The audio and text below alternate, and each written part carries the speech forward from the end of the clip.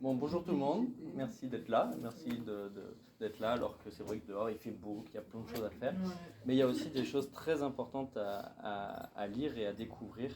Ce soir à la Carline où on reçoit Thomas Juscam qui est journaliste et qui a écrit ce livre circulé, sous-titré La ville sous surveillance. C'est aux éditions Marchiali, c'est une maison d'édition que j'aime bien, c'est une maison d'édition qui fait que du reportage long format. Euh, voilà, et donc là, c'est la dernière parution de Marchiali. Un sujet assez complexe, Thomas, tu vas nous en parler. En quelques mots, est-ce que tu peux te décrire un peu, savoir qui tu es, parce que tu n'as pas été que journaliste dans ta vie, dans tes vies.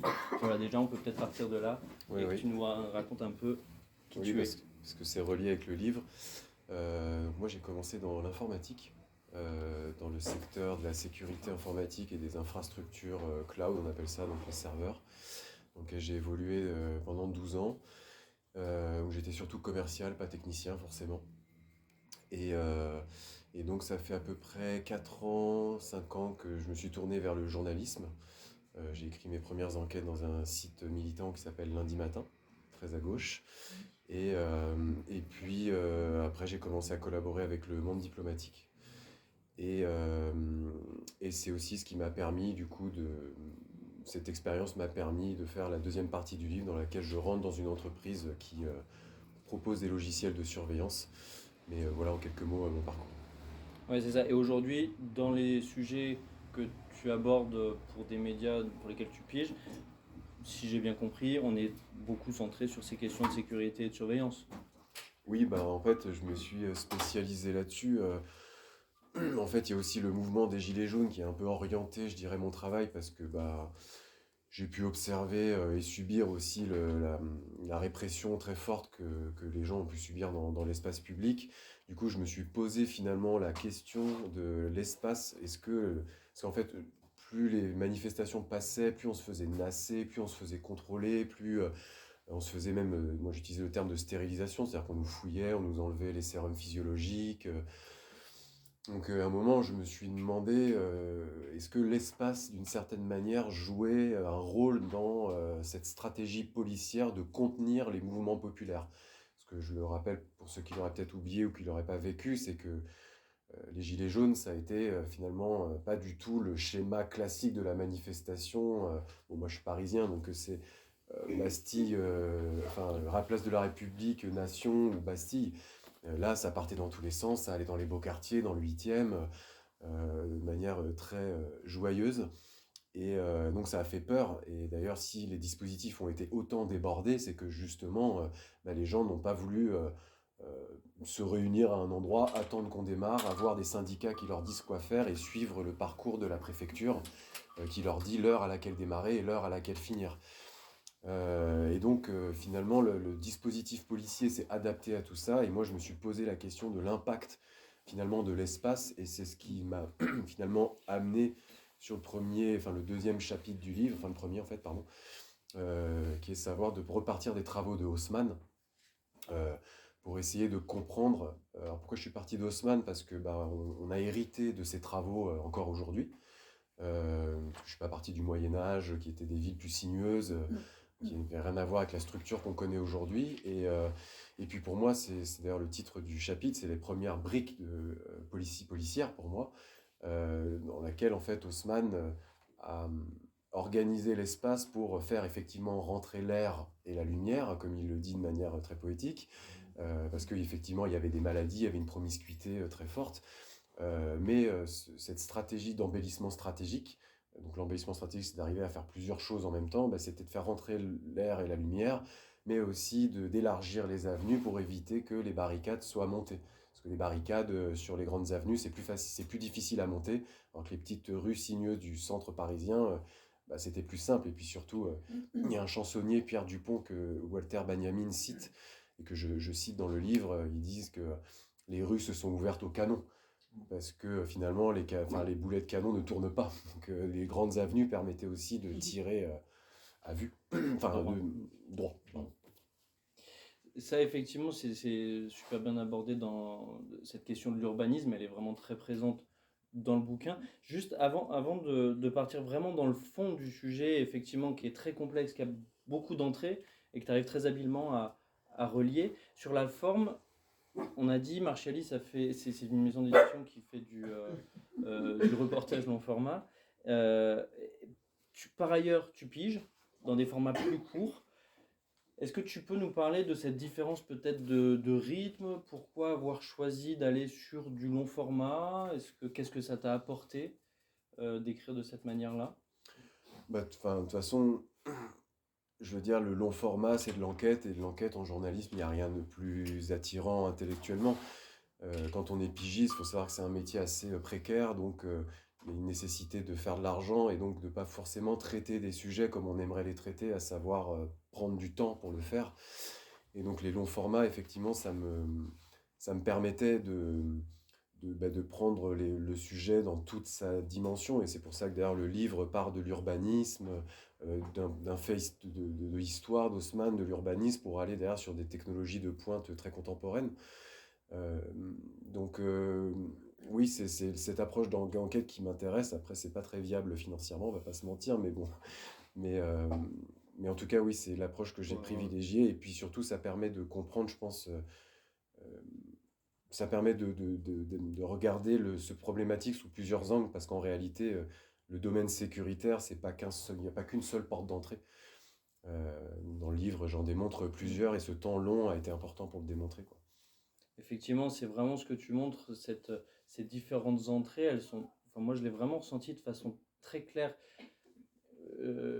Peut-être vous avez vu, parce qu'il y avait un mot qui traînait sur le livre depuis un petit moment, depuis que j'ai lu le bouquin, et c'est vrai que j'ai trouvé que c'était des notions qu'on pouvait connaître, tout ce qui est dedans, on l'a peut-être tous plus ou moins entendu, mais là c'est vraiment très bien organisé, très fluide en fait à lire, et je trouve que voilà, alors qu'il y a vraiment cette trajectoire qui va donc de l'urbanisme, comme tu dis, à l'intelligence artificielle qui équipe des caméras de vidéosurveillance, montrer à quel point ça amène aussi un marché qui s'inscrit dans un système. Voilà, et Et donc, peut-être une ouais, petite chose sur la forme, l'utilisation du jeu. Enfin, l'éditeur m'a demandé d'incarner. D'ailleurs, il m'a pas mal fait chier avec ça, parce que j'incarnais pas assez, on savait pas qui j'étais. Moi, je voulais mettre en avant mon enquête et pas forcément moi, mais bon, voilà, c'est pas ce que fait Marchiali. Donc, on a fait plusieurs essais pour le premier chapitre, et c'est vrai que euh, la sécurité, c'est assez subjectif. C'est-à-dire que en fonction de qui on est, l'âge qu'on a, le sexe qu'on a, d'où on vient, où on vit, on va avoir un rapport à la sécurité qui est différent. Et donc finalement, en pouvant utiliser le jeu et en donnant finalement mes sensations, euh, oui, ce que je ressentais, le livre s'ouvre sur les annonces du métro, qui nous dit de faire attention aux pickpockets. Bon, moi, ça m'a fait marrer parce que j'ai toujours tout dans mes poches et jamais de sacoche et tout, et je mets toujours mes deux mains, juste, je pose mes mains en fait sur mes poches parce que tout est là. Et j'ai juste ce réflexe, je vois qu'une personne le fait. Un autre jour, je vois une jeune femme qui regarde qui est son voisin de gauche, toujours après l'annonce, hein, j'entends. Et donc, je me suis aussi dit que c'était une bonne façon de traiter la dimension sécuritaire au travers un peu du sensible. C'est-à-dire, c'est la première question du livre, hein. Qu'est-ce que font ces dispositifs sécuritaires sur nous? Et évidemment, la question, enfin, c'est impossible de répondre objectivement à cette question parce qu'elle est éminemment subjective. Mais en tout cas, en essayant d'expliquer qui je suis, comment je ressens les choses et comment je les vois, en essayant d'être le plus descriptif possible, ça donnait peut-être une idée de comment on pouvait ressentir les choses par rapport à ces dispositifs. ouais, c'est ça qui est aussi plaisant à lire, hein, c'est que c'est vraiment du. Voilà, il va y avoir aussi des anecdotes sur comment tu travailles, vraiment comment tu vas rencontrer les personnes que tu rencontres, comment ça se passe lors d'un rendez-vous autour d'une bière où bah, on s'absente 3 minutes et on revient, on a une autre idée. Enfin, voilà, il y a vraiment des choses vraiment vivantes et ça fait du bien de lire ça, de lire aussi ces coulisses de comment ça se passe un reportage. Euh, c'est. Moi, j'ai été l'une des premières notions qui m'a vraiment interrogé, c'est cette notion d'indésirable que tu évoques assez rapidement, partant justement de ces questions d'urbanisme et d'Haussmann qui permet d'être toujours en circulation. Le titre est vraiment important parce que faut être en mouvement. Et quand on n'est pas en mouvement, on devient un indésirable, on devient un SDF, on devient un manifestant. Est-ce que tu peux nous en parler un peu de ce que c'est ça? Oui, Ce rapport à l'immobilisme? oui, c'est marrant que tu aies tiqué là-dessus parce qu'effectivement, le texte de l'architecte Paul de Marliavre, qui fait un peu démarrer l'enquête, il parle de personnes aux attitudes non consommatoires. Il parle de personnes à faible légitimité, donc dans l'espace public. Et effectivement, bah, c'est voilà, la liste que j'ai donnée, c'est voilà, les prostituées, les migrants, tous les gens qui utilisent l'espace public comme ressource. Et, euh, et donc oui, ça m'a interpellé. Et bon, voilà, moi je suis à Paris, donc c'est vrai que quand on vient à Fort-Calquier, cette notion de circulation, on la ressent peut-être un peu moins. Mais voilà, Paris, c'est une capitale mondiale qui est la septième ville la plus dense du monde, dans lequel des flux de personnes et de marchandises doivent circuler au maximum. Et d'ailleurs, Haussmann a posé aussi ces briques de circulation. C'est l'industrialisation, la marchandisation. Donc, il faut que les fiacres, d'ailleurs, les immeubles haussmanniens, on ne sait pas toujours, mais étaient toujours construits avec une boutique en bas. Donc il y a vraiment cette logique de marchandisation du monde qui s'opère au travers de cette circulation. Et pour revenir à aujourd'hui, euh, effectivement, rester statique dans l'espace public, c'est par exemple pas propice au commerce. C'est par exemple une stratégie, on va y revenir plus en détail après, mais en urbanisme, l'absence de bancs, c'est une technique qui permet d'éviter certains attroupements, parce qu'un attroupement devant un commerce, ben, parfois, c'est pas très vendeur. Euh, j'ai même entendu dire qu'il fallait mettre des portes automatiques des fois pour que les gens puissent rentrer, mais blague à part, c'est l'absence de bancs, ça peut être des lieux dans lesquels les gens s'attroupent, euh, prennent l'espace public comme un lieu de ressources. Bon, ces techniques-là, elles sont surtout appliquées dans les cités, dans lesquelles il faut rendre accessibles aussi les lieux pour la police. Donc, en fait, on retrouve finalement une configuration spatiale qui rend l'espace hostile aux gens qui aimeraient rester longuement dans l'espace public. Et moi, je me pose aussi la question de gens qui ne sont pas forcément des indésirables. Nous, dans un espace public où on ne peut plus finalement rencontrer, parce que ça touche aussi à la rencontre, autant... De prendre le temps de s'arrêter. Ouais. Oui, et puis j'en parle un petit peu dans le livre, mais Paris, faut regarder où on traverse, pour peu que, le pas est souvent rapide. Moi, par exemple, j'étais en vélo, les dispositifs dont je parle dans le livre en vélo, c'est impossible.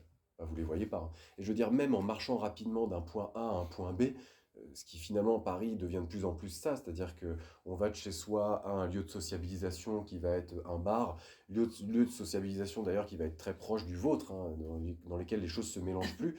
Et finalement, l'espace public, bah, ça restait un peu ce lieu dans lequel, d'une certaine manière, les différentes classes sociales pouvaient aussi un peu se rencontrer. Moi, aujourd'hui, de mon point de vue, il n'y a que les manifestations qui le permettent. Paris, c'est devenu une ville bourgeoise dans laquelle il y a très très très peu de mixité. Elle vise à disparaître et ça nous éloigne aussi des problématiques réelles du monde, en fait, de ce que ça produit. Je finis juste là-dessus. Pour moi, il y a une forme de stérilisation et surtout, on invisibilise ces personnes-là. Et invisibiliser la pauvreté, ça veut dire qu'on n'est pas conscient de ce que notre société produit en termes de problèmes, en fait. Je suis parti un peu dans tous les sens. Il y a un autre terme qui m'a surpris et sur lequel je voudrais, si c'est possible, que tu reviennes, toi. C'est la prévention situationnelle. Moi, je ne connaissais pas ce concept. Tu l'abordes assez rapidement aussi. Et est-ce que tu peux nous en parler un peu de ce que c'est? Parce que ça fait un lien, si j'ai bien compris, avec les caméras Et l'urbanisme. Et l'urbanisme. Donc la prévention situationnelle, c'est un ensemble de pratiques et de théories qui visent à modifier l'espace pour éviter le passage à l'acte délinquant ou criminel. Ça a été... c'est clair ? Je vais le dire un peu autrement, mais l'idée c'est que l'espace, s'il y a du crime, c'est à cause de l'espace. Donc on retrouve un schéma triangulaire, simplificateur, mais qui résume assez bien, c'est que pour qu'un acte criminel ou délinquant se passe, il faut une victime, un délinquant criminel, et un manque de dissuasion. Et la prévention situationnelle, elle s'attaque à ce dernier angle. Et donc, ça a été inventé à la fin des années 70 dans le Home Office anglais, donc l'équivalent du ministère de l'Intérieur, par des criminologues qui, faut le savoir, donc c'est dans l'idée de résoudre les crimes, hein, ce qui est parfaitement louable, hein, sauf que ça exclut totalement les questions sociales et la sociologie. Comprendre les raisons de la violence dans notre société, c'est pas le truc de la prévention situationnelle. Du coup, c'est très relié à l'industrie sécuritaire, mais on va y revenir. Mais effectivement, et puis surtout, c'est cette idée selon laquelle ça serait l'espace qui serait criminogène et pas finalement une certaine de violence sociale. Bon, ça tient pas debout, mais ça permet de faire plein de choses, comme notamment modifier l'espace, justement. Alors, il y a plein de techniques, hein. La plus connue, c'est celle de la vitre brisée. Donc la vitre brisée, c'est très simple, c'est quand une vitre est brisée dans une librairie, bah, la chance pour qu'il y en ait une deuxième qui soit brisée augmente. Donc plus on détériore un lieu, plus il est détérioré par les gens. C'est James Q. Wilson, un Américain, qui a présenté ce concept. Ça a été appliqué par la ville de New York de 1994 à 2001, donc ça a été pris très au sérieux. Ça a été arrêté en 2001 et James Q. Wilson, tranquillement, dans le New York Times en 2004, disait que c'était de la pure spéculation. Donc aucune preuve empirique. Par contre, ça a développé des acteurs économiques comme les acteurs de la vidéosurveillance. Et pourquoi? Parce que dans la prévention situationnelle, il y a des aspects de modification de l'espace, c'est-à-dire beaucoup de jeux avec la lumière, l'éclairage. Ce qui est pas toujours problématique, on va dire. Je veux dire, une ruelle sombre, c'est pas toujours très rassurant, mais par exemple, dans les gares, on s'en sert pour éloigner les indésirables, parce que pour certains criminologues, la lumière fait fuir les indésirables. C'est- je dis pas que c'est vrai, hein. Euh, et, euh, et donc il y a la lumière, il y a aussi l'organisation des vues. L'organisation des vues, c'est de toujours être visible. Donc pareil, c'est pas forcément que machiavélique, c'est-à-dire que ça peut être rassurant dans un espace commun de savoir qui est dans la zone, qui traîne dans le coin. Voilà, c'est pas forcément problématique, mais c'est surtout la logique qu'il y a derrière et le manque de problématiques sociales qui ne sont pas intégrées dedans. Donc, par exemple, dans les cités, c'est plus fort. C'est-à-dire qu'on a fermé les entrées, les doubles entrées, c'est-à-dire que ça permettait aux jeunes de s'échapper. On a fermé les toits terrasses parce que c'était inaccessible à la police. Qu'est-ce qu'on a fait d'autre? On a mis des parcs à l'intérieur des cités. Donc, il y a la cité Michelet que j'étudie dans le livre. Donc, il y a un parc très joli, il y a des arbres fruitiers. En apparence, on dirait on a gagné en qualité de vie. Sauf qu'en fait, à 19h, c'est fermé, quoi. Et il n'y a plus un banc dans la cité. Il y a juste une seule chaise. Une seule. Et elle symbolise tout pour moi. Une seule chaise, on reste seul dessus. Puis il y avait plein de fientes de pigeons dessus, donc personne s'assied dessus. Enfin bref. Et donc il y a tout un ensemble de techniques. Je vais peut-être m'arrêter là pour la prévention situationnelle, mais il y a un versant de la prévention situationnelle qui est technologique et qui est la caméra en fait. C'est l'équipement central. Et c'est là du coup que par la prévention situationnelle, je rentre dans la partie caméra. Et cette, il y a tout un historique effectivement de la caméra. Moi, j'imaginais pas du tout que ça puisse commencer aussitôt. Tu dis que ça commence dans les années 50. La première caméra qui est installée, c'est dans les années 50. Alors à ce moment-là, on est avec quel type de matériel? Et puis, est-ce que tu peux nous retracer l'évolution de la caméra jusqu'à aujourd'hui? Ouais, bah là-dessus, je me repose sur les travaux de Laurent Mucchielli qui avait écrit un bouquin en 2018 qui s'appelle Vous êtes filmé. Et là-dedans, effectivement, alors c'est pas très clair, il prend un peu des pincettes, mais ça a été inventé par Siemens pour des pratiques militaires, la caméra. Et beaucoup d'innovations technologiques viennent du militaire. Dans les années 50, ça prend un peu. Ça commence à s'installer aux États-Unis parce qu'on voit arriver j'ai peur de me gourer sur les dates, mais bon, c'est pas grave. L'arrivée des cassettes analogiques qui permettent de faire des enregistrements. Donc là, on voit les infrastructures critiques, type les banques, s'installer. Un peu de commerce, mais c'est plus dans les années 60, 70 qu'on va voir les transports s'équiper. Et après, en Europe, c'est l'Angleterre qui fait office vraiment de locomotive sur l'installation de la caméra parce qu'eux, ils font face à plusieurs phénomènes de troubles à l'ordre public qui sont à la fois à l'IRA, donc les actes terroristes de l'IRA sur le sol anglais, mais aussi le hooliganisme. Euh, donc plein de raisons, plein de très bonnes raisons pour installer toutes ces caméras dans l'espace public. Londres devient très rapidement la ville la plus vidéo-surveillée au monde. Aujourd'hui, je sais pas ce qu'il en est. Je crois que Paris, on est pas mal maintenant. Mais du coup, ça arrive un petit peu comme ça. Et donc les commerces s'équipent, les petits magasins commencent à s'équiper. Les équipements deviennent de moins en moins chers. Et voilà, ça se développe un petit peu comme ça. Et peut-être que j'enchaîne sur la France. Sur la France, mais peut-être qu'effectivement c'est la France qui prend le pas sur Londres. Mais dans les technologies, tu parles d'abord des cassettes, ensuite des caméras qui enregistrent sur des bandes pour plusieurs. Voilà. Mais l'intelligence artificielle qui arrive maintenant, depuis quelques années, comment elle arrive dans ces caméras de vidéosurveillance?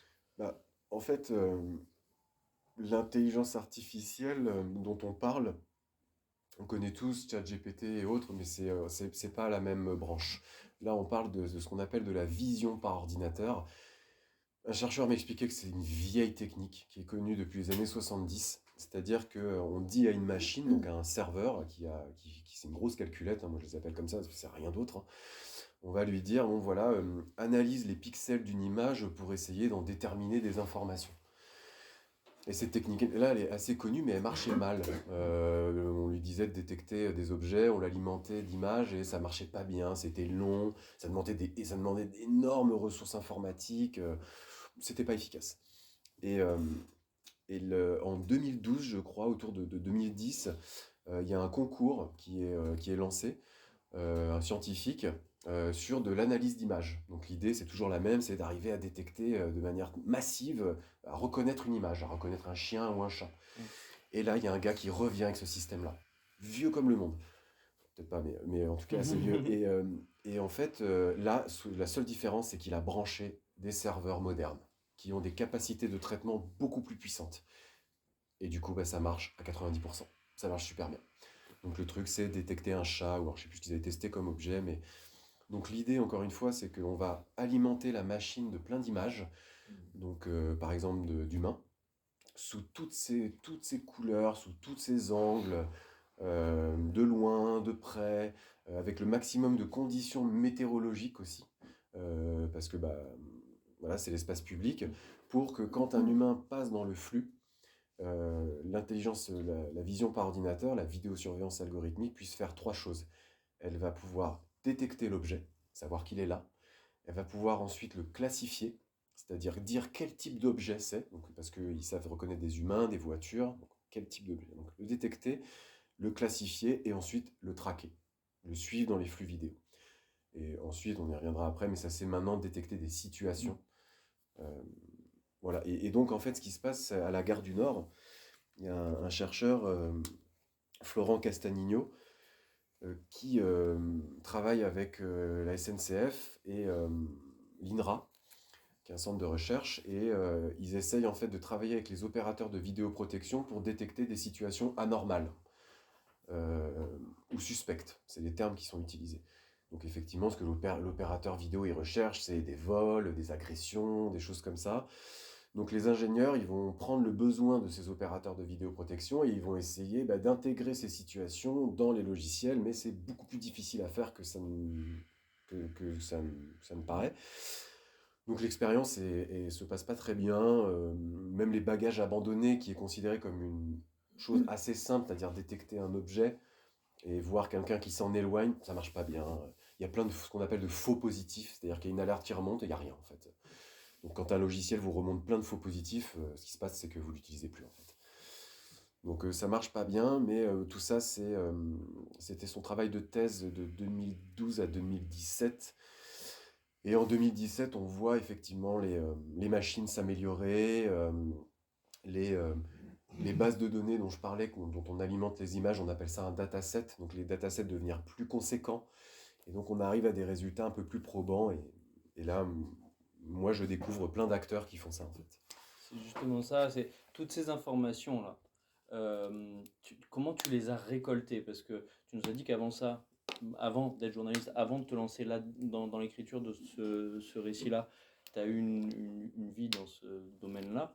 Euh, Moi, si tu es d'accord, je voudrais que tu nous parles un petit peu de comment tu es arrivé dans la structure que tu évoques dans la deuxième moitié et que tu nous lises peut-être cette deuxième, enfin, ce qui va amener sur la deuxième partie, si tu es d'accord. Ouais, bien sûr. Euh, Peut-être, voilà, à partir de là, par exemple, ça peut, à mon avis, ça peut être valable. Oui. Mais déjà, de nous dire, peut-être, est-ce qu'il y a des choses que tu as récoltées avant? Est-ce que tu as des choses que tu as... Enfin, Ouais. comment tu t'es concentré sur le job que tu as eu ensuite et que tu vas nous exprimer? Oui, donc je pars de l'urbanisme, la prévention situationnelle, la caméra, l'intelligence artificielle qui marche pas très bien, machin. Et là, je découvre plein de boîtes qui font ça. Mais là, je fais face à un mur, c'est qu'il n'y a pas d'informations sur ce qu'ils font. C'est-à-dire, et moi je suis étonné parce que pour avoir bossé sur la partie commerciale dans l'informatique, je sais très bien que la première chose que vous faites sur votre site internet, c'est montrer des cas d'usage pour que les clients puissent s'identifier, se dire ah chouette, on fait la même chose, j'ai besoin de ce logiciel. Et donc je suis étonné, je vois pas de cas d'usage, c'est pas clair. Donc première puce à l'oreille, et là je me repose beaucoup sur le travail de la Quadrature du Net, qui est une association de défense des libertés, qui essaye par une de ses campagnes Technopolis, de cartographier, euh, découvrir un peu ce que ces entreprises font, notamment par des demandes CADA, c'est-à-dire des demandes de documents officiels que les mairies, quand une mairie contractualise avec une société, vous pouvez faire une demande officielle et avoir les contrats. Ils ont fait un travail assez important, et là je découvre qu'il y a plein de boîtes qui font ça. Et à ce moment-là, je me dis, mais il faut en savoir plus. Les informations que la Quadrature du Net donne ne me semblent pas suffisantes, parce que moi, ce qui me choque, c'est que on analyse nos comportements dans l'espace public au détriment de nos droits. Ça attaque directement nos droits fondamentaux, hein, liberté d'aller et venir, droit à l'image, et surtout, ils font de l'argent avec. Donc je me dis, ça commence à faire beaucoup. Et en fait, je me dis, je vais me servir de mon passé, donc de mon CV, pour me présenter, parce que je vais sur les... Je regarde si c'est pas dit dedans, mais du coup, je vais sur les sites de recrutement, enfin, je vais sur leur site, je vois qu'il y a des postes ouverts partout. Ça recrute dans tous les sens, je vois qu'il y a un poste qui correspond exactement à mes compétences. Et du coup, bah, je rédige un CV et, euh, et du coup, je reçois effectivement quelques jours plus tard une proposition de CDI. Une période d'essai de 4 mois renouvelable une fois, mais imposée, et une rémunération très confortable mais octroyée. Le contrat fait état d'une clause de loyauté qui stipule que je ne pourrai détourner la clientèle, dénigrer mon ancien employeur, détourner des fichiers, dévoiler des secrets commerciaux, et que je m'expose en tant que salarié à être sanctionné en justice. J'avais conscience, avant de commencer cette immersion, que je serais soumis à ce type de clause. La raison principale qui a motivé mon choix de travailler dans une entreprise qui fournit des logiciels de vidéosurveillance algorithmique est d'informer le public de la réalité des usages de ces logiciels.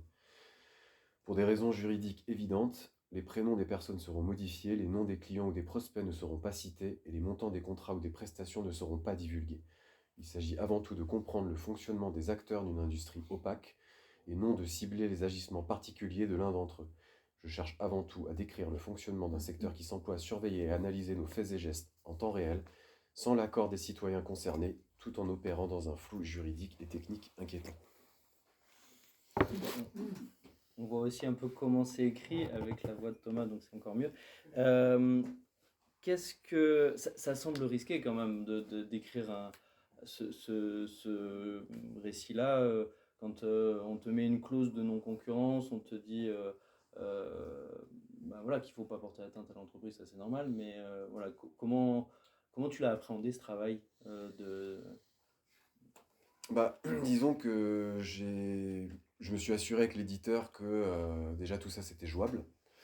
Maintenant, le risque, il existe encore aujourd'hui, hein, c'est qu'il m'attaque au civil. Euh, Maintenant, bon, moi je reste dans un cadre que je viens d'expliquer, donc je prends des précautions. Euh, donc logiquement, juridiquement, ça semble difficilement attaquable. J'ai complètement oublié ta question. savoir ce que tu pouvais risquer éventuellement, mais donc tu as expliqué effectivement que bon, un procès au civil est quand même encore possible. Euh, Sur l'écriture,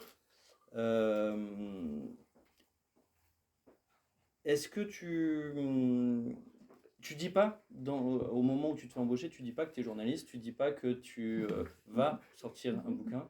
Euh, Comment ça se passe? comment tu te sens? Comment, voilà, enfin, est-ce que tu es schizo? Est-ce que Bah, tu. déjà, c'est très bizarre parce que enfin, je crois être de nature un peu avenante et du coup, bah, moi, je me suis lié d'amitié avec un stagiaire, enfin, je devrais dire mon stagiaire parce qu'il était sous mes ordres. Enfin, c'est ce truc C'était aussi, le N plus 1. ouais, voilà, on te donne voilà, des gens pour te faire le travail ingrat, c'est-à-dire remplir des fichiers Excel, ce genre de trucs.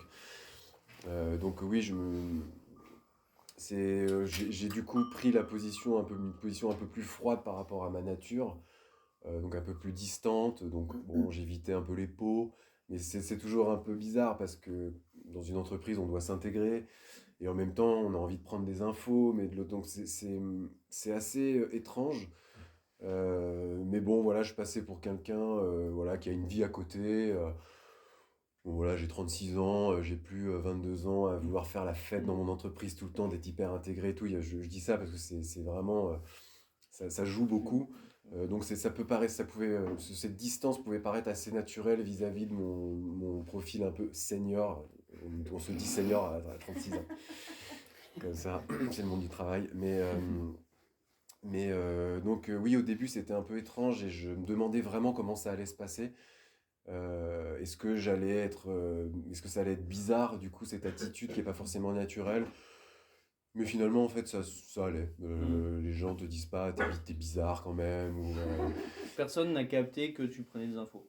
Non, Ça, non. Et puis moi, j'avais, si vous voulez, il y a ce carnet qui ne me quitte jamais, sauf là. Mais ce carnet, il me quittait vraiment jamais.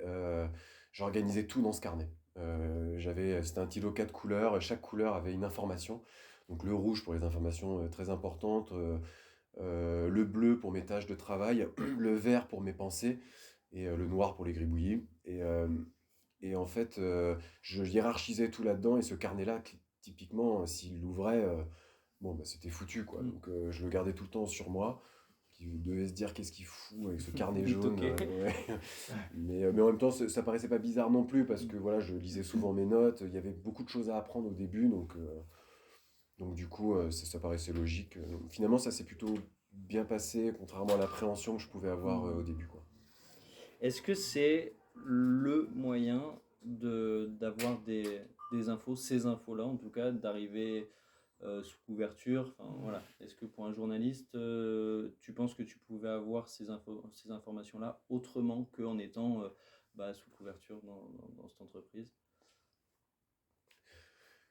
Tu disais qu'en C'est citoyen difficile. lambda, sur Oui. les sites, il n'y avait pas grand-chose. Non, mais il y a deux façons de faire. On peut travailler ses sources en étant sans être en immersion, ce qui est plus dur, ce qui est plus long, ce qui est pas forcément, d'ailleurs, ça va pas forcément amener vers quelque chose d'intéressant.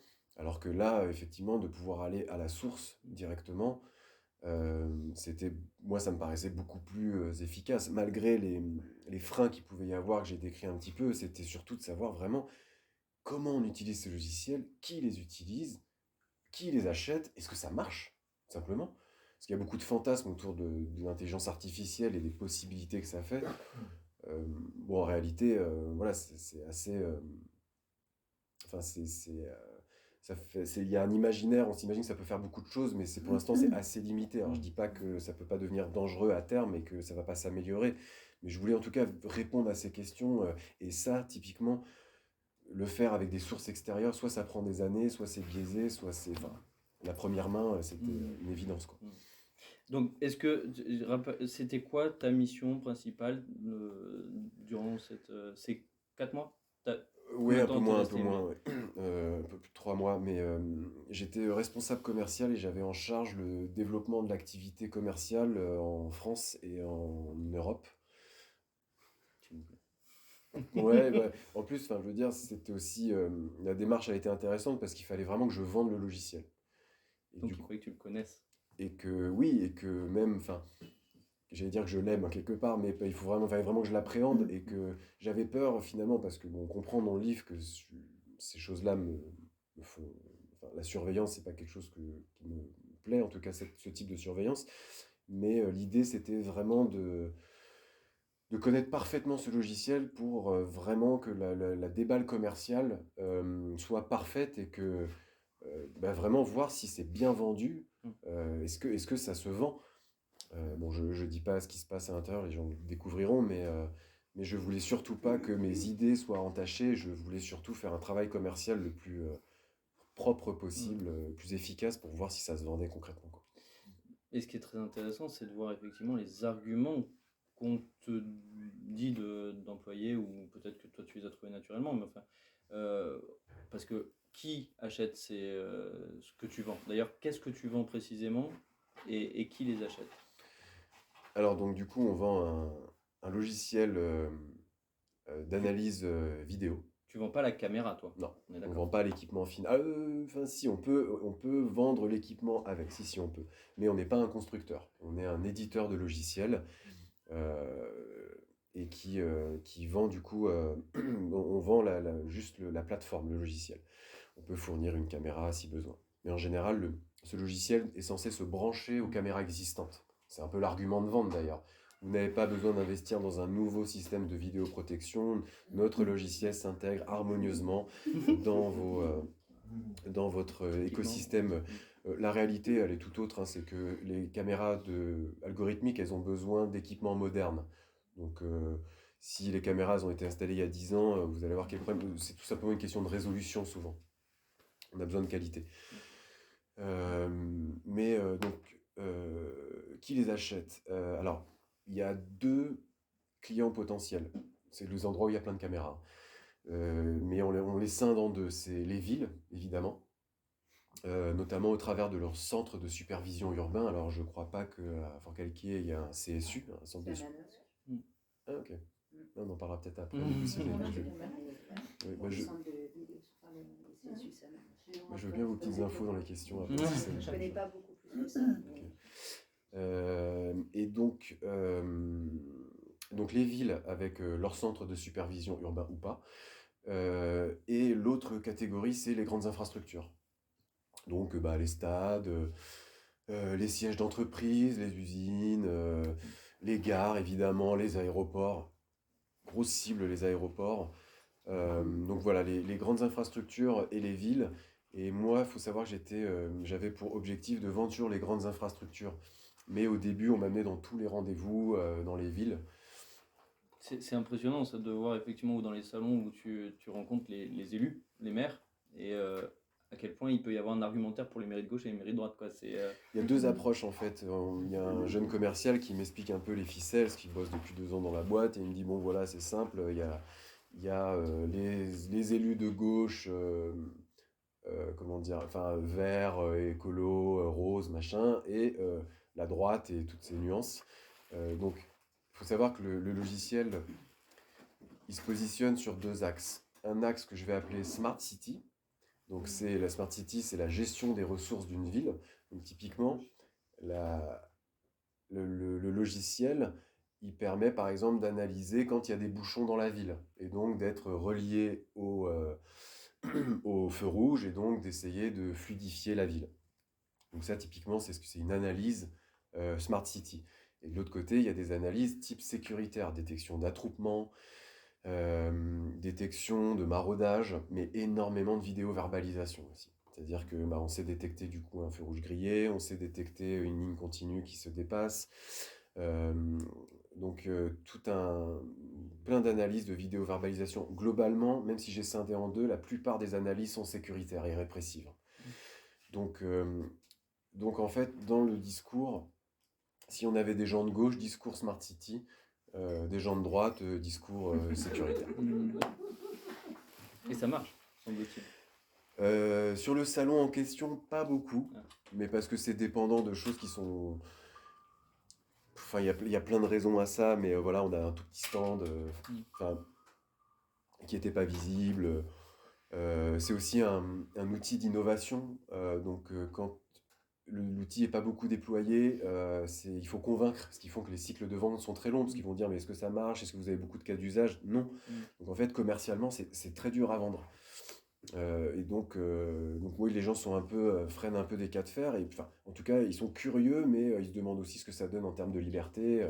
Mais bon, je pense qu'on va y venir. Ben justement, ouais, les libertés, voilà, comment c'est géré par les clients. Qu'est-ce que toi, tu as compris aussi à quel endroit l'algorithme peut devenir un frein aux libertés individuelles? Bah, disons que c'est vraiment le sujet compliqué parce qu'il faut savoir que même aujourd'hui, c'est flou. Il y a plusieurs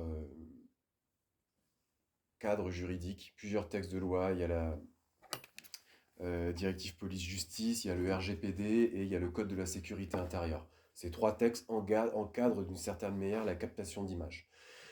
Donc, du point de vue du RGPD, la reconnaissance faciale, en tout cas en France par exemple, elle est interdite. Ce qui n'a pas empêché le journaliste Clément Le Foll qui a dévoilé dans le journal d'investigation Disclose que le ministère de l'Intérieur utilisait la reconnaissance faciale au travers du logiciel Briefcam depuis 2016 ou 2015 de manière complètement illégale. Donc j'ai beau poser un cadre juridique, ça n'empêche pas les dérives. Ce journaliste Clément Le Foll l'a très bien démontré. Mais en tout cas, moi, j'arrive à un moment dans l'entreprise où il y a un flou total. C'est-à-dire que la vidéosurveillance algorithmique se déploie, il n'y a pas de cadre juridique. La CNIL commence à s'inquiéter. Et là, pendant que je suis là-bas, elle lance un rapport, elle donne sa position. Et là, dans le secteur, tout le monde a flippé. Hein. Parce que, en gros, ça disait que c'était OK pour faire de la statistique. En gros, compter des gens. Mais dès que ça touche au comportement, c'est pas la peine. Reconnaissance faciale, encore moins. Donc il y a un peu ce petit séisme qui arrive là-bas. Et puis en fait, ce qui était en préparation, c'était une loi, qui est la loi du 19 mai 2023 pour les JO 2024, qui vient encadrer l'usage de la vidéosurveillance algorithmique dans l'espace public. Il faut savoir qu'elle se limite à deux choses, c'est les troubles graves aux atteintes des personnes et le risque terroriste. Et c'est circoncis à 8 cas d'usage, qui sont la détection de bagages abandonnés, enfin, je ne me souviens plus exactement, mais... Donc ça, c'est un peu le cadre. Il faut savoir que la vidéosurveillance algorithmique, elle fait bien plus que ces 8 cas d'usage. Il y en a qui utilisent la reconnaissance faciale. En fait, c'est un peu le Far West. Briefcam, la technologie qui est utilisée par le ministère de l'Intérieur qui fait de la reco faciale, m'a dit qu'ils équipaient 200 villes en France depuis 2015. Et des acteurs, il y en a plein. Hein. Il y a 22, Touai, Wintix, Idemia, Thales, Cisco, même les constructeurs font de l'IA. Donc en fait, il y a plein d'acteurs qui le font. Et il y a effectivement un petit flou juridique. Alors pour la Quadrature du Net ou Amnesty International, les choses sont très claires. Hein. C'est illégal hein, ce qu'ils font. Parce que, en fait, la loi dit qu'on n'a pas le droit d'analyser de données biométriques. La lecture des industriels, c'est la reconnaissance faciale pour eux.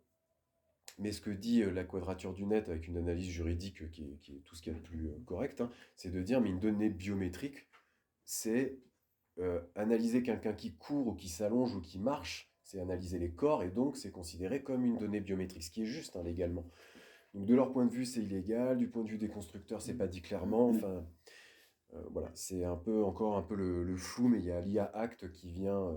Qu'est-ce que c'est ça, l'IA Act ? Là, je dirais pas plus, qu'il faut que je me remette... C'est pas là-dedans. C'est pas là-dedans, c'est après le livre, il faut que je me mette un peu plus dedans, j'aurais peur de dire des bêtises du coup, mais ça va venir un peu plus encadrer tout ça, mais je... Est-ce que ça encadrera justement la loi, est-ce que tu sais si ça encadrera justement la loi pour les JO, qui est passée, qui dure jusqu'en 2025, les JO ne durent pas jusqu'en 2025, mais parce que effectivement l'IA est au cœur de cette loi sur les JO. Est-ce que tu as travaillé un peu dessus sur cette loi justement? Est-ce que tu peux sur la loi des JO? Ah, des JO 2024, oui, bah c'est ça, c'est qu'en fait, on a senti le truc, c'est-à-dire, il y a la VSA déployée partout, vite une loi. Et d'ailleurs, il y a un personnage central hein, dans cette histoire, c'est Philippe Latombe, qui est député. Je pensais pas que vous le connaissiez. Le personnage très ambigu, il est à la CNIL, il est élu et c'est l'ami des industriels. C'est-à-dire que moi, je le voyais dans les salons en train de rassurer les industriels. Il était présenté comme un coéquipier. Il y a des articles sur lui incroyables où il y a des citations de lui. Il a vraiment une vision très personnelle de la vie privée. Hein. il faut qu'on puisse détecter les gens, enfin, et il est à la CNIL. Donc, moi, j'avais vraiment du mal à saisir le personnage. En fait, sa stratégie était très claire, c'était d'être une courroie de transmission pour les industriels. Euh, ta question, oui, sur la loi des JO 2024. Qu'on soit bien clair. Oui, c'est 8 cas d'usage. Quand il y a un risque terroriste ou d'atteinte grave à la sécurité des personnes. Donc, et ça peut être fait dans des événements culturels, sportifs, enfin dans des événements. Mais donc, pas au quotidien. voilà. Pas au quotidien, voilà. Donc, et la loi, jusqu'à présent, est circonscrite dans ces événements-là, mais est-ce qu'on sait si elle peut évoluer ou pas tant? Oui, bah là, c'est une expérimentation. Donc, l'idée, aucun acte terroriste va être empêché par la vidéosurveillance algorithmique. Hein, je peux le dire, c'est même filmé. Je pense que j'aurai jamais de problème avec ça. Mais par contre, ça va être un logiciel qui va. Là, on est en train de les améliorer, en fait. On est en train de les tester. Et là, il y a un terrain de jeu énorme, en fait, pour ces acteurs-là. Parce que l'idée pour eux, c'est de s'internationaliser.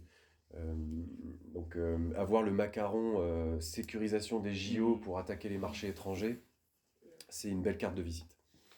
C'est une carte de visite sur un marché économique, effectivement, qui est énorme et qui est soutenu par, en tout cas en France, par l'argent public, puisqu'il y a le FIPD. Est-ce que tu peux nous en parler un petit peu?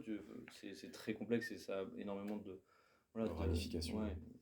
Oui, bah, pour aller vite et pas être trop complexe, il y a effectivement l'État met la main à la pâte dans le sens où il finance depuis 2007 au travers de son fonds interministériel de prévention de la délinquance, le FIDP.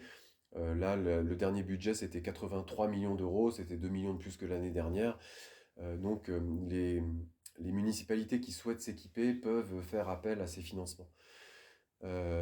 Ensuite, il y a les lobbies qui poussent très fort, notamment la N2V, l'Agence nationale de la vidéoprotection, qui met en lien les gens du ministère de l'Intérieur avec les municipalités, qui explique aux municipalités comment faire des centres de supervision urbains mutualisés avec les autres, comment mutualiser les coûts.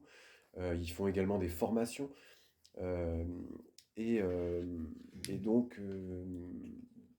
ouais, tout ça, alors que c'est prouvé, enfin en tout cas jusqu'à présent. Et d'ailleurs, est-ce que tu peux juste nous rappeler, ou c'est cité, mais des études, il y a eu des travaux qui montrent à quel point c'est inutile. Tu disais, ça ne va pas fonctionner pour empêcher un attentat. D'une manière générale, la vidéosurveillance, jusqu'à présent, ne permet pas d'enlever le vrai problème. Il le déplace à la limite. De lutter contre les troubles à l'ordre public ou les crimes violents. Et ça, c'est pas que en France, hein, c'est des méta-analyses qui sont d'autres chercheurs qui ont réuni ces mêmes données.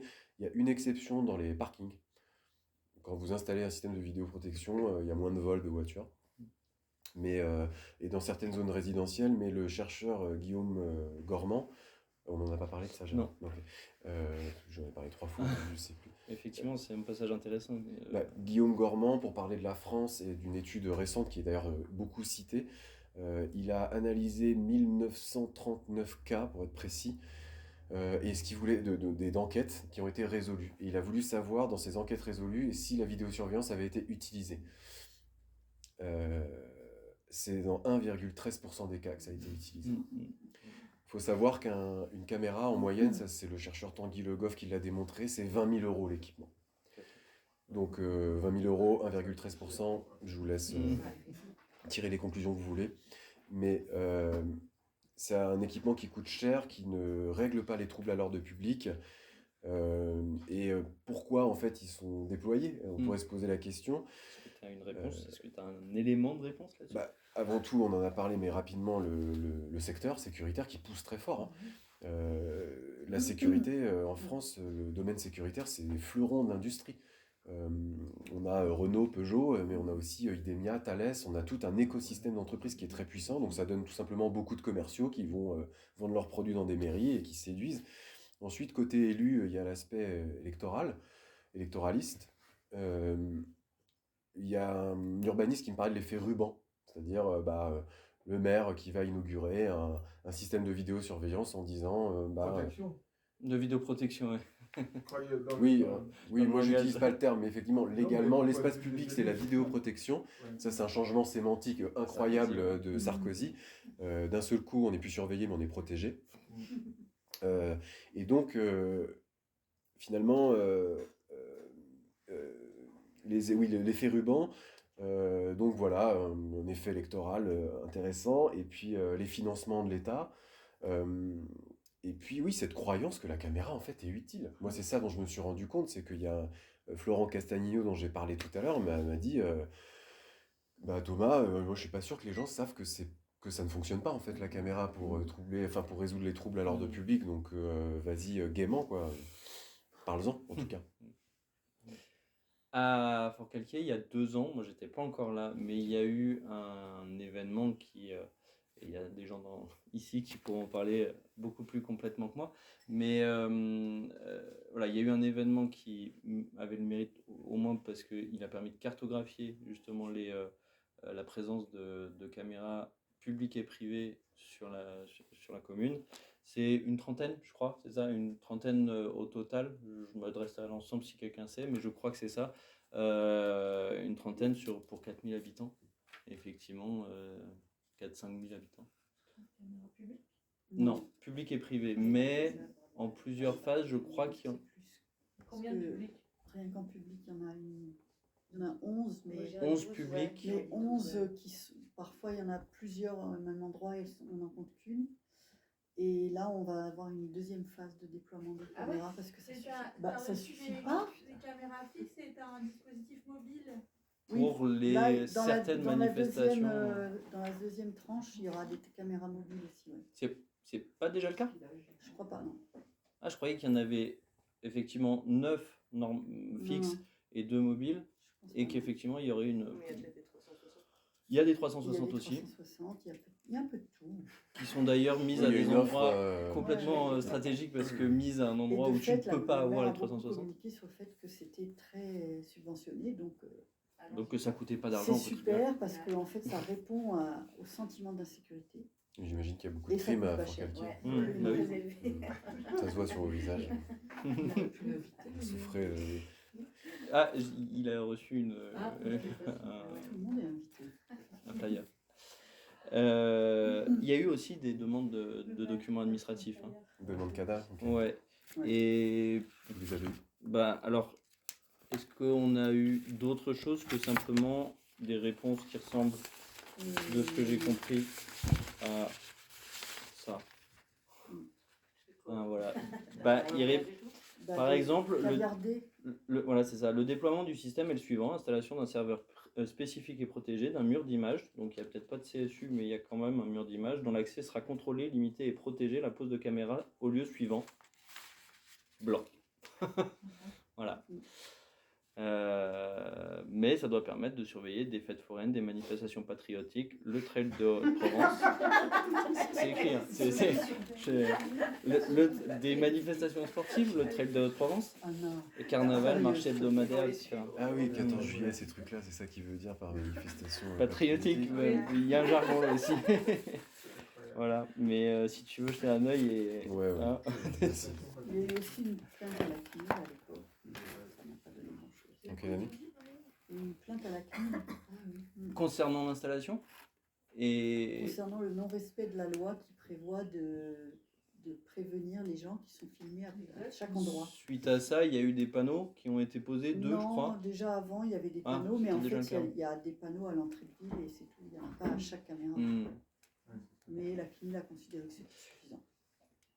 Oui, la CNIL, elle joue aujourd'hui un rôle d'accompagnant, vraiment. Elle joue plus du tout son rôle de contre-pouvoir. D'accompagnant du pouvoir.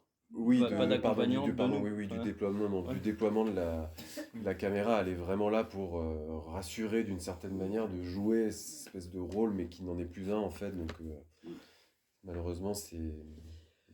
Est-ce qu'il y a des moyens, selon toi, dans des villes ou des villages ou de s'y opposer, enfin, qu'est-ce qui peut être fait? Est-ce que tu sais s'il y a déjà eu des initiatives dans ce sens pour, je sais pas, empêcher un marché ou...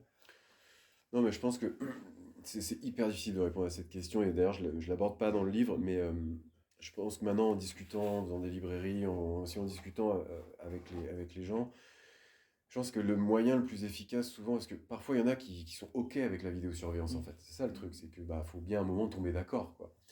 Et donc les arguments, souvent, c'est de dire, mais déjà la caméra, ça ne marche pas. Euh, le nombre d'histoires, moi j'ai entendu même d'agressions de filles, ou d'agressions sexuelles et tout, sur lesquelles ça donne jamais rien. Enfin bref, ça c'est des exemples plus personnels, mais ou aussi que j'entends beaucoup autour de moi, mais en tout cas ça marche pas. Et c'est énormément d'argent. Il faudrait demander au maire combien ça a coûté. Et surtout, pourquoi faire? C'est-à-dire, ça se base sur quoi? Il y a des gens qui ont démonté des panneaux un jour. Enfin, je sais pas qu'est-ce qui s'est passé dans la ville pour qu'on justifie ça. Pas les forts calcaires de longue C'est un date. argument de son élection. Oui, C'est ça, principalement. C'est un argument électoral. Donc c'est on va vous protéger, même s'il se passe rien. Il a fait campagne là-dessus. Mais vous avez le sentiment autour de vous que ça a séduit des personnes, c'est pas un sujet dont vous Ah bah parlez ouais, peut-être? si, ça Ah, suffit, hein. si. Ah si, si. C'est quel genre? Plutôt âgé en général ou... Je pense, Faut j'ai quand même, après je pas fait d'études sociologiques. Une population âgée quand même. Oui, oui. Ouais. Oui, c'est... Enfin, après, Je pense qu'il y a des c'est... gens qui trouvent ça très bien, quoi. Je pense que ce ça fait soit partie de là, ces sujets où oui. les faits n'ont pas d'importance. Les données chiffrées n'ont pas d'importance. Parce qu'on a fait de l'information pour démontrer qu'on est en dessous de tous les ratios en termes de délinquance ici. C'est-à-dire on a moins de délinquance qu'au niveau départemental, régional, national. Et on est 5000 habitants, donc il n'y a évidemment pas de... Mais c'est pareil, les préfectures ne jouent pas non plus leur rôle, parce que le préfet, il est censé vérifier la proportionnalité de la décision. Il y a Toujours. zéro proportionnalité là, en l'occurrence. Mais ça passe. Non, mais les enfin... décisions d'installation de caméras, elles ne sont jamais retoquées par les préfectures. Je pense que l'argument le plus fort, effectivement, pour convaincre, entre guillemets, ou aller embêter le maire, c'est de dire, bon, à quoi ça sert et combien ça coûte surtout. Et puis, je pense que ce qui peut être intéressant, mais là, c'est vous qui, évidemment, savez mieux que moi, c'est avec cet argent-là, qu'est-ce qu'on pourrait faire? C'est ça le truc. C'est que je pense même les personnes âgées qui ont un peu peur de l'extérieur et qui sont rassurées par ces caméras qui déjà leur expliquaient que ça sert à rien. Bon, apparemment c'est pas rationnel, mais voilà. Mais de leur dire, si, il y a peut-être un centre culturel ou un centre social qui pourrait éventuellement carrément endiguer certains problèmes, le peu de problèmes qu'on a, est-ce que ça serait pas mieux? Est-ce qu'on ne donnerait pas plus d'argent au cinéma? Enfin, il a l'air d'être bien loti. C'est pas des subventions qui sont données pour ça et c'est tout, ils seraient pas donnés dans tous les cas? Via le FIPD, si, ça sert. Alors, est-ce que Forcalquier a bénéficié du FIDP? C'est une question. Sûrement. Je crois que Oui, c'est même sûr, parce que Ouais. ça a été un des arguments de la Ouais. mairie, c'est de dire ça nous coûte presque rien en fait, parce que 80% je crois est pris en charge. par Sur l'État. l'installation. Ouais, Mais c'est pas la ça, maintenance. oui, Ouais, bien voilà. sûr. C'est la subtilité. C'est qu'effectivement, 80% ça me paraît beaucoup, mais pourquoi pas? Enfin, c'était assez important, je ne me rappelle plus, mais je crois que c'était ça. En moyenne, ça monte en général à 50%. En moyenne, mais il y a des Là, on est exceptions. dans le sud. Je note. Mais en plus, à 7 aussi, c'était plus de 50%, donc il y a peut-être un truc. Mais oui, après, c'est bien, c'est bien beau l'installation, mais la maintenance, le matos, les éventuels problèmes, la maintenance. Du coup, et puis là, le renouvellement aussi du matériel, et c'est ça qui coûte cher. Et puis ces caméras, elles servent. Je ne sais pas d'ailleurs de quoi c'est équipé ces caméras. Est-ce que c'est équipé de logiciels algorithmiques ou pas? Non, d'accord. Parce que c'est ça aussi. Actuellement, non. Vous n'êtes pas une cible privilégiée, je pense, pour les, Non, pour sans les doute acteurs. pas, mais ceci va étant venir. dit, c'est vrai que dans des communes peut-être plus grandes avec plus d'enjeux ou quoi, le fait que ces caméras soient équipées d'un algorithme, ça nécessite aussi qu'il y ait quelqu'un pour regarder les images qui sont relevées, qui sont pushées par le logiciel. Et donc ça veut dire on paye aussi quelqu'un qui est peut-être déjà là au préalable, ceci étant dit. Oui, et puis un opérateur de vidéoprotection chargé quelqu'un, quoi. au niveau du salaire, c'est un coût. Mm. Et je pense que, effectivement, là, pour revenir à ta question de départ, qu'est-ce qu'on peut faire? Je pense que cette mise en perspective en termes argumentaires, elle est intéressante. Mais bon, il n'y a que vous connaissez votre tissu social, vous savez ce qui peut plaire, mais les questions de sécurité, elles ne sont pas discutées. C'est ça aussi le truc, c'est qu'à un moment, il faut les mettre sur la table, et ne serait-ce que pour démystifier les problèmes.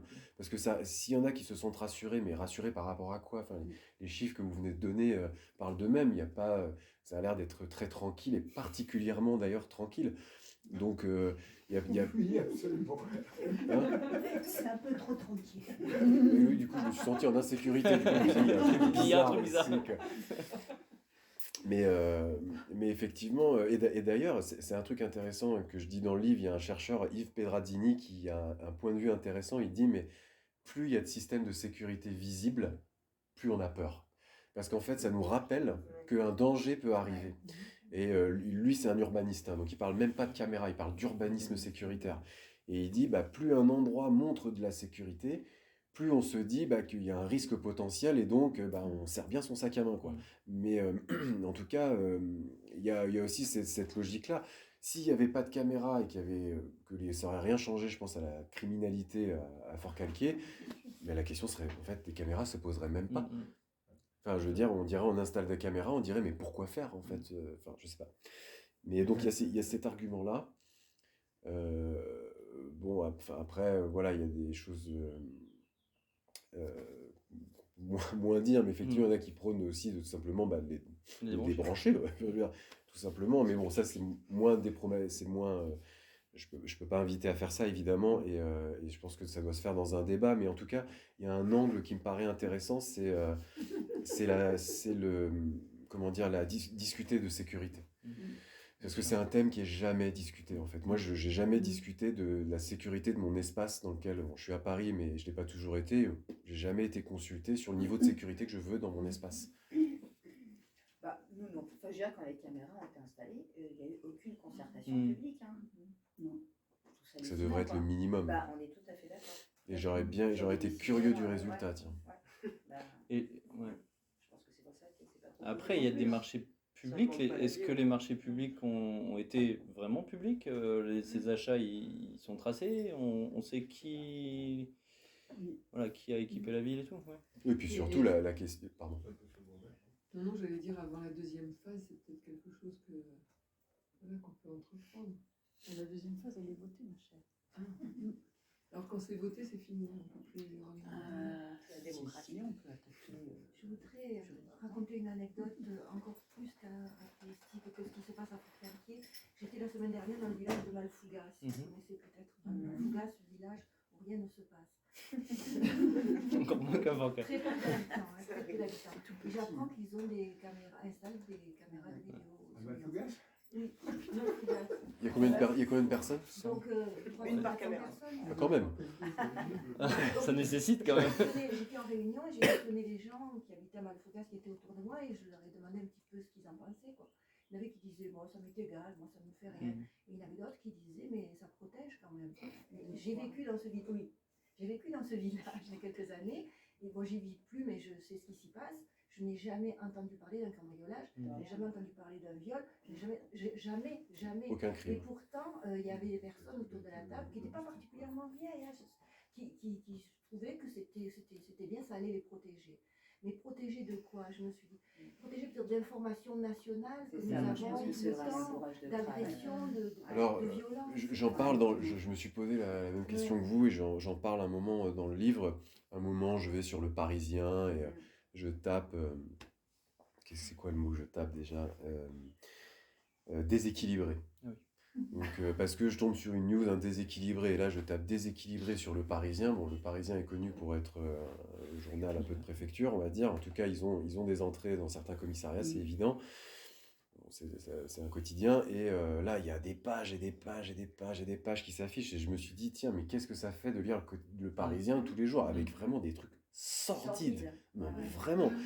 En gros, je finis la phrase en disant que vous soyez au salon de coiffure, à l'aéroport. En fait, il y avait tellement de situations qu'en gros, je me disais, le message que ça renvoie, c'est ayez peur. Il y a des déséquilibrés partout. Mais en réalité, c'est plus compliqué que ça, parce qu'il y a une chercheuse, Renée Zoberman, qui s'est intéressée à cette question-là, le sentiment d'insécurité. Ce sentiment difficile à mesurer.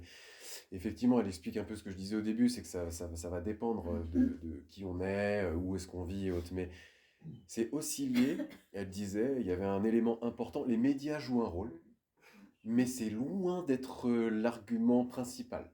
Bizarrement. Moi, je mettais beaucoup de poids là-dessus, et quand on lit Renée Zoberman, elle explique que finalement, un peu, mais pas tant que ça, c'est difficile à mesurer.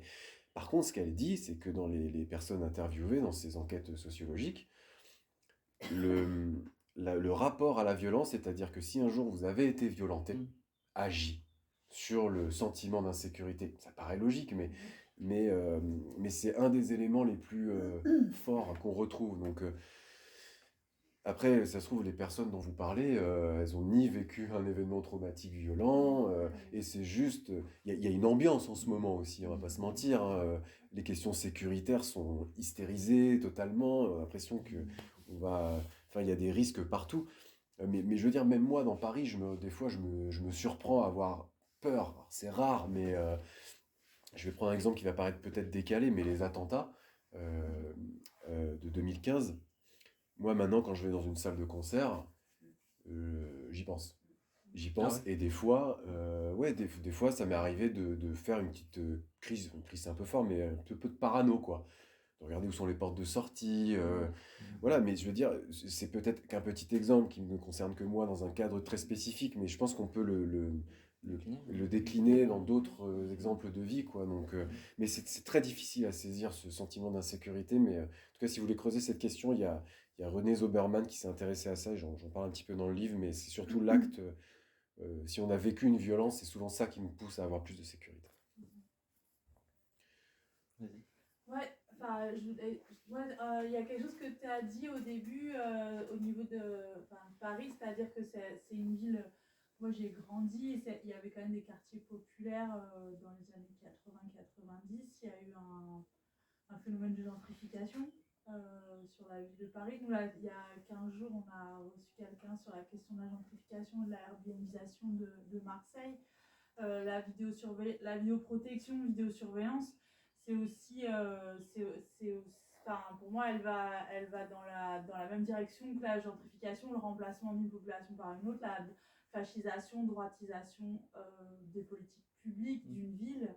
Et pour moi, c'est pas que la question d'insécurité, elle est, en tout cas au niveau d'une commune comme Fort-Calquier ou des communes en général, c'est des volontés de politique publique, de comment on a envie de transformer et de virer des gens des villages et des villes, et de modifier complètement la population de la population. Ouais. Du coup, ça ferait un peu comme ça ferait un peu comme un élément qui permet de dire ma ville elle est sécure, donc ça fait écho et ça peut permettre à des gens de s'installer. Enfin, ce serait un peu comme un élément parmi d'autres dans une politique publique, quoi. Tout à fait, mais c'est intéressant ce que vous dites, parce qu'il suffit de regarder le plan de vidéoprotection de Paris où sont les caméras.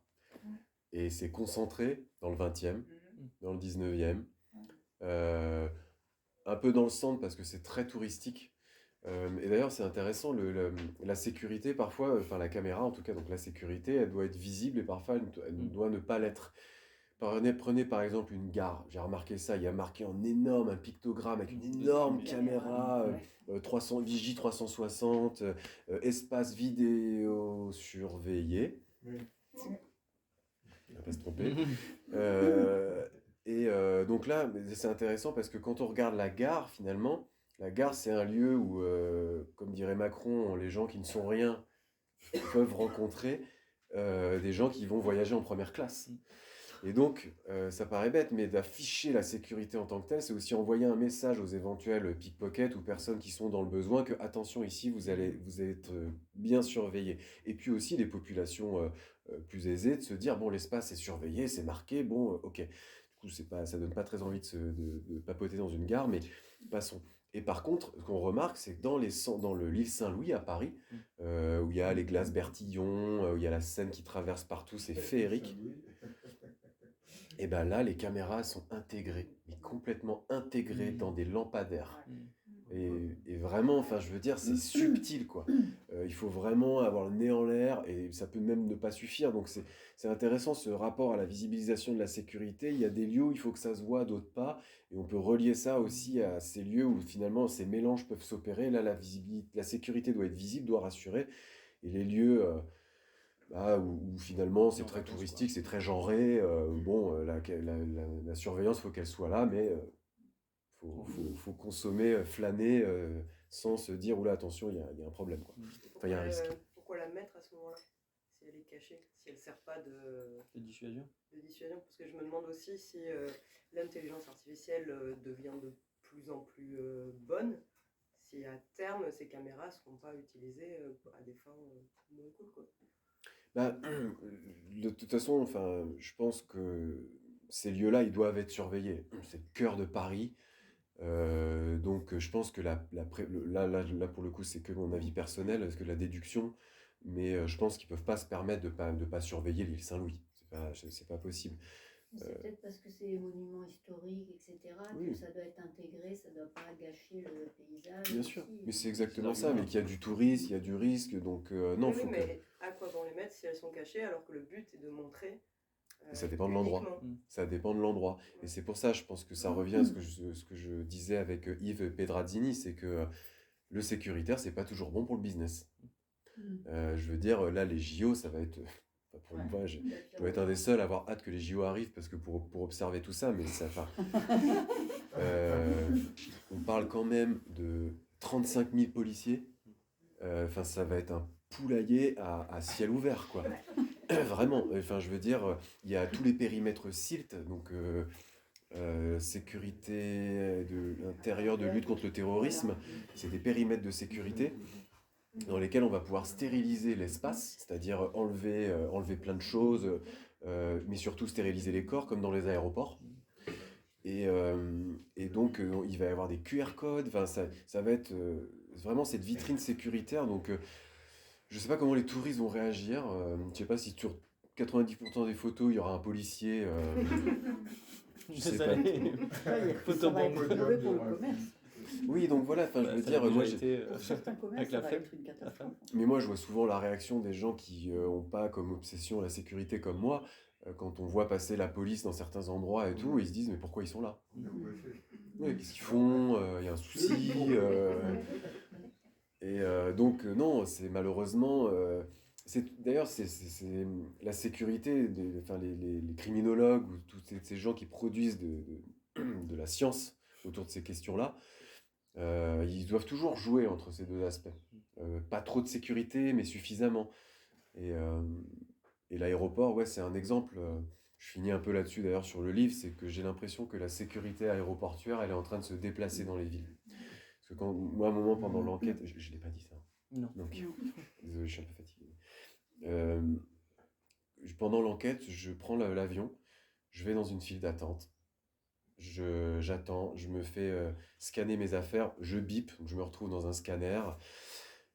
Toutes mes affaires sont fouillées, ensuite il y a un parcours, je passe dans une zone marchande, et ensuite on vérifie mon identité. Après, il y a de la reconnaissance faciale avec le système PARAF, qui est identification faciale. Voilà, et en fait, quand on regarde les grands événements, donc je vais au 14 juillet, j'étudie le G7 et j'étudie le Nouvel An aussi, enfin j'y vais directement. Et là, on a les mêmes choses. Les flux, on est fouillé, nos affaires sont fouillées, on est palpé. Pas de pièce d'identité, cela dit. Mais bon, les QR codes, là, cet été, vont faire office de. L'espace est complètement stérilisé. C'est-à-dire que les voitures ont été retirées, comme dans les aéroports. L'éclairage est partout, la visibilité est partout, tout est transparent. Tous les points communs finalement que j'ai cités un peu dans le livre, l'aéroport représentait un peu ça. Alors je dis pas que c'est tous les jours comme ça dans la ville, mais en tout cas l'organisation d'un grand événement dans Paris se calque sur la sécurisation aéroportuaire. Et moi, ce que je crains d'une certaine manière, c'est que ça se banalise et que ça ne soit plus que pour des événements. Et puis surtout, en organisant les JO d'hiver aussi qui vont venir, Paris, la France, c'est un grand pays organisateur. Coupe du monde de rugby, Coupe du monde de foot, Coupe d'Europe, des festivals. Putain, je suis vraiment fatigué. Pas des festivals. Ouais, c'était parti pour. Merci bien. En plus, c'est filmé.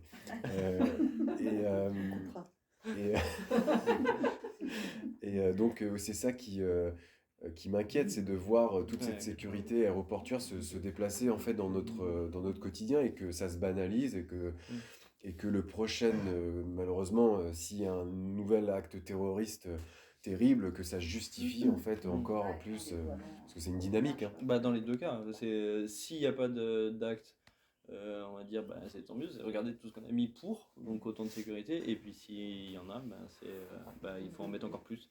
Ouais, c'est ça. En fait, la vidéosurveillance algorithmique ne perdra pas à la fin de l'expérience, je vous le dis tout de suite, parce que s'il se passe rien, effectivement, on dira ça y a contribué, et s'il se passe quelque chose, il faut la renforcer. Il faut pas avoir peur. Parce que c'est aussi ça, c'est que tous les gens, peut-être que je finis là-dessus, on peut continuer les questions. En fait, à chaque fois que je présente mon enquête, c'est toujours la même réaction. Ça fait peur. Tout le monde me dit ça. Et ce que je comprends, c'est assez flippant, mais je pense que faut savoir que la caméra, elle n'est pas omnisciente. Elle n'empêche pas les militants d'agir, elle ne nous empêche pas d'aller dans la rue pour réclamer nos droits. Ceux qui souhaitent être plus offensifs sur des questions matérielles, donc les Black Blocs, qui souhaitent montrer un rapport de force, ils se protègent en conséquence. Il y a évidemment des gens qui se font attraper, mais disons que c'est pas un équipement omniscient qui permet de tout voir. Oui, il y en a qui se font attraper. J'imagine, j'ai pas de chiffres à présenter, mais... Pour le moment, quoi. C'est ça, c'est que moi je me pose la question quand même. Il faut pas avoir peur, mais il faut s'inquiéter. Ouais, moi, il faut connaître les dispositifs. En fait, il faut les connaître. Ça évolue vite. On peut être dépassé. Moi, je l'étais avant l'enquête, comme tout le monde. J'espère qu'après cette rencontre, vous l'êtes un peu moins. Et l'idée, je pense que quand on le connaît, on a moins peur. Surtout, c'est une réalité. Et finalement, cette réaction de peur, il ne faut pas que ça soit quelque chose qu'on appelle le chilling effect, qui commence à être un peu démontré empiriquement au niveau universitaire. Le chilling effect, c'est l'autocensure quand on se sait surveiller. C'est peut-être pas la définition exacte, mais en tout cas, c'est comme ça que c'était panoptique, c'était la vision panoptique aussi. Oui, alors c'est ça le panoptique de Foucault et de la prison de Bentham, où les prisonniers ne savent pas quand est-ce qu'ils sont surveillés, et ils adoptent... ils se disciplinent eux-mêmes, ne sachant pas quand est-ce qu'ils sont surveillés. Donc, mais sans aller jusqu'au panoptique, effectivement, je pense qu'il faut connaître ces systèmes-là pour savoir ce dont ils sont capables, ce qu'ils ne peuvent pas faire, ce qui n'empêche pas effectivement qu'il y a une perspective technologique importante, inquiétante. Mais justement... Quand on voit ce qui se passe en Chine, même à un moment où ils portaient tous les masques, ils se servaient pour améliorer la reconnaissance faciale et vérifier avec les yeux et tout ça. Et enfin, on voit que ça va vite. Donc, Moi, j'ai lu un article dans le Courrier International où des immenses barres d'immeubles, en fait, maintenant, avant, ils étaient avec des systèmes de badges pour rentrer chez eux. Et maintenant, c'est un système de reconnaissance faciale. Oui. Je veux dire, c'est complètement hallucinant. Non, c'est complètement fou. Complètement fou. Et les mecs témoignaient, ils refusent en fait de rentrer dans ce système-là. Et du coup, des fois, il galère, il attend des heures de pouvoir passer au portillon. Il y a un mec. C'est des situations qui sont complètement dingues. Et je veux dire, ça se déploie. Alors, on n'est pas la Chine, mais moi, j'ai un peu la sensation quand même que le modèle de société vers lequel on se dirige, c'est vraiment ça, quoi. Est-ce que c'est pas un piège aussi quelque part de trop focaliser là-dessus, dans la mesure... La Chine, vous voulez dire La Chine, vous voulez dire de focaliser sur la Chine. Par exemple, ce qui me fait penser à ça, c'est l'histoire du nouveau square pour les enfants à Port-Calquier, là. Pour les enfants. C'est-à-dire qu'il va être fermé la nuit. Ils viennent de réaménager un square qui sert d'aire de jeu pour les enfants qui sont en train. Il va être fermé à clé la nuit, ce qui n'avait jamais été le cas auparavant. Ce qui n'empêchera personne. Et par ailleurs, d'après ce que j'ai lu dans la propagande de la mairie, si on n'est pas avec des enfants, on n'aura pas à aller là-bas. En tout cas, c'est ce qu'il raconte, qu'on n'a pas à être là, quoi. Moi, c'est la question que je me pose, c'est au niveau légal. Ce que je voulais dire, ce à quoi ça me fait penser, c'est qu'on focalise beaucoup sur l'espace public. Il y a le terme de viol qui a été prononcé tout à l'heure, par exemple. On sait très bien que les viols sont domestiques. La plupart des viols se passent pas dans l'espace intime. La manifestation sur l'inceste, il y a pas très longtemps. L'espace public, c'est le dernier lieu dans lequel on peut garder un anonymat et surtout exprimer ses opinions. C'est aussi ça le problème. C'est-à-dire que le rêve d'un État autoritaire, c'est qu'on exprime nos opinions dans notre tête, chez nous, tout seul. Et surtout qu'on n'applique pas surtout nos opinions qui seraient contraires à leur doctrine ou à leur projet politique. Donc la rue, quelque part, la rue, pour moi, c'est le lieu du rapport de force par excellence. Et en plus, c'est très français. C'est-à-dire, en France, par rapport à d'autres pays, notre façon d'expression, quand il y a un problème, on descend. Voilà, comme ça, de moins en moins. Et on voit que ces systèmes-là, d'une certaine manière, ils viennent un peu... oui, voilà, bon, les lacrymos, les BD dans la gueule, y ont bien contribué.